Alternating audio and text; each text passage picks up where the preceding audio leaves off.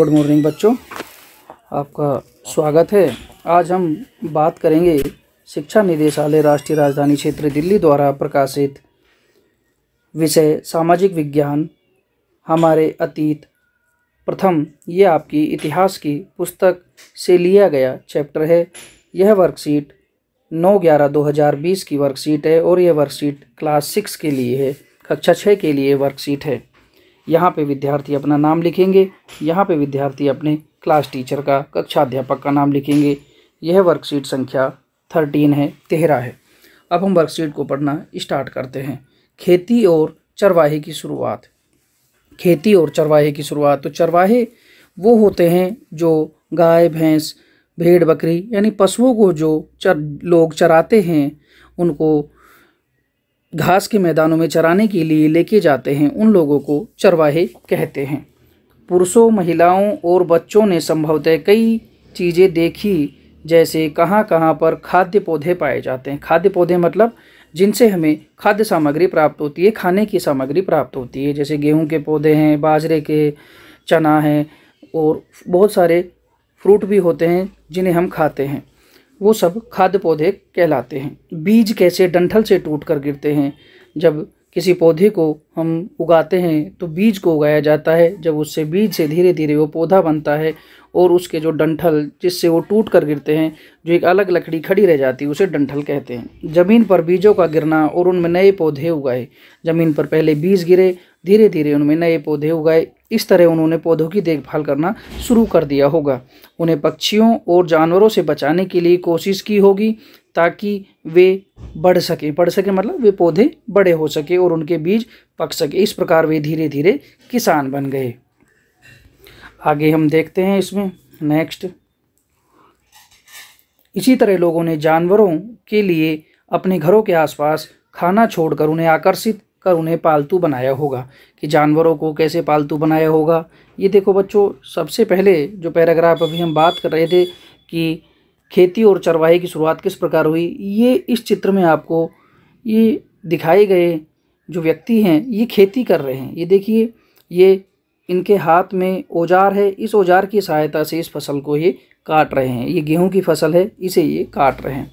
आपको दूसरे चित्र में आप यहाँ देखेंगे ये कुछ जानवर दिखाए गए हैं। इस चित्र में ये जानवर दिखाए हैं, तो कैसे जानवरों को उन्होंने पालतू बनाया, इसके बारे में अब हम बात करते हैं। इसी तरह लोगों ने जानवरों के लिए अपने घरों के आसपास खाना छोड़कर उन्हें आकर्षित कर उन्हें पालतू बनाया होगा। सबसे पहले जिस जानवर को पालतू बनाया गया होगा वह कुत्ते या जंगली पूर्वज था। तो मतलब यह है हमारी सोच है, लोगों की सोच है। हम ऐसा मानते हैं कि सबसे पहले इंसान ने कुत्ते को पालतू जानवर बनाया होगा, सबसे पहले कुत्ते को पाला होगा। बाद में लोगों ने उन जानवरों को प्रोत्साहित किया और उनके घरों के आसपास आने लगे थे। जो जानवर उनके घर के आसपास आने लगे थे उनको अपनी ओर आकर्षित किया, प्रोत्साहित किया। ये जानवर जैसे भेड़, बकरी, मवेशी और सूअर भी झुंड में रहते थे। ये सभी जो जानवर है ये झुंड में, झुंड का मतलब इकट्ठे होकर रहते थे, एक से अधिक संख्या में रहते थे, झुंड बनाकर रहते थे और उनमें से ज़्यादातर घास खाते थे। ये जो जानवर थे, ज़्यादातर जो जानवर थे वो घास खाते थे। अक्सर लोग इन जानवरों को अन्य जंगली जानवरों के हमलों से बचाते थे।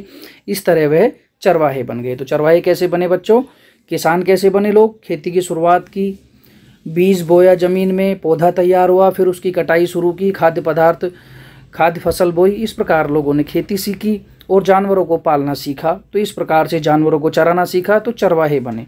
बसने की प्रक्रिया, नेक्स्ट जो प्रक्रिया है आप देखेंगे इस चित्र में। हम देखिए तीसरा जो चित्र दिखाया गया है, इसमें देखिए यहाँ पे इस चित्र में लोग आपको दिखाई दे रहे हैं। इन्होंने झोपड़ी नुमा अपने घर बनाए जंगल में और जानवरों को पाल रहे हैं। यहाँ पे देखिए अपने भोजन बना रहे हैं इस चित्र में आग की सहायता से। यहाँ भेड़ बकरियाँ हैं इनके पास, ये चरा रहे हैं इन्हें, ये अभी काम कर रहे हैं। तो ये बसने की प्रक्रिया देखिए। तो बसने की प्रक्रिया वह है जिसमें लोग पौधों को उगाते हैं और जानवरों की देखभाल करते हैं। अपनाए गए पौधे और जानवर जंगली पौधों और जानवरों से अलग हो जाते हैं। जो जानवर ये लोग पालते हैं, अपनाते हैं, जिन जानवरों को पालतू बनाते हैं, तो वो जंगली जानवरों से अलग हो जाते हैं। ऐसा इसलिए क्योंकि लोग पालतू जानवरों को पालतू बनाने के लिए चुनते हैं। कुछ जो जानवर हैं जिन्हें हम पाला जा सकता है, जो आदमी के लिए नुकसान नहीं पहुंचाते हैं, हिंसक नहीं है, आदमी को किसी भी प्रकार का कोई नुकसान नहीं पहुंचाए, उन जानवरों को मनुष्य पालता है। उदाहरण के लिए वे उन पौधों और जानवरों का चयन करते हैं जिन्हें बीमारी का खतरा नहीं है। ऐसे जानवर पालने के लिए चुनते हैं जिनमें कम से कम बीमारी हो, और ऐसी फसल बोने के लिए चुनते हैं जिनमें कम से कम बीमारी लगे और अच्छी पैदावार हो। जीवन का एक नया तरीका, आप देखिए ये जीवन का नया तरीका इस पैराग्राफ में हम देखते हैं। तो यहाँ पे अनाज के उपयोग दिखाएंगे कि अनाज को किस प्रकार से यूज में लिया जा सकता है। बीज के रूप में, खाद के रूप में, उपहार के रूप में, भंडारण के लिए।